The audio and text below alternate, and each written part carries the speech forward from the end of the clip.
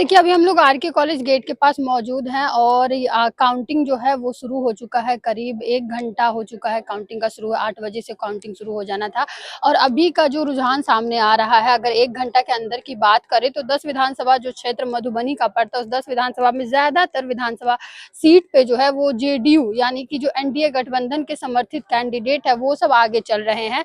अब बहुत सारा ऐसा विधानसभा है, जैसे हम बेनीपट्टी की बात कर ले या फिर मधुबनी की बात कर ले या फिर फुलपरास की बात कर ले, इन सब मतलब ओवरऑल 10 विधानसभा में अगर आप कहिए तो ज्यादातर विधानसभा का जो क्षेत्र है उन सब में अभी फिलहाल पहले की रुझान में जो है वो जितने भी एनडीए के समर्थित, एनडीए गठबंधन के समर्थित जो कैंडिडेट हैं वो सब आगे चल रहा है। बाकी आगे जैसे ही अलग अलग बूथ का काउंटिंग शुरू होगा उस हिसाब से जो है वो रुझान भी हम लोग को मिलना शुरू हो जाएगा और पता चलने लगेगा कि आखिर जो है वो कौन आगे चल रहे हैं, कौन कितने पीछे चल रहे हैं। फिलहाल मधुबनी विधानसभा में 10 जो सीट है उसमें ऐसा कुछ हम लोगों को जो है वो देखने को मिल रहा है। बाकी आगे जो भी अपडेट्स आएंगे वो हम आप लोगों तक जो है वो अपने चैनल के माध्यम से, ऑफिस से जो है वो शेयर करते रहेंगे, दिखाते रहेंगे कि आखिर इस बार जो है वो कौन जीतने वाले हैं। बाकी अलग अलग जितना भी 243 बिहार में सीट है उन सभी पे जो है वो वोटिंग शुरू हो चुका है।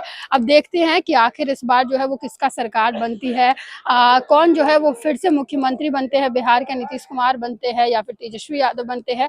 बाकी शाम तक जो है वो सारी अपडेट्स मिल जाएंगे और हम लोग हर मिनट, हर घंटे का जो है वो खबर आप लोगों तक पहुंचाते रहेंगे। फिलहाल ये जगह आरके कॉलेज है जहां से मधुबनी के 10 विधानसभा सीट का जो है वो काउंटिंग होता है। वीडियो को शेयर करें, स्पेशली उन लोगों को शेयर करें जो लोग मधुबनी विधानसभा के सारे अपडेट्स को जो है वो जानना चाहते हैं।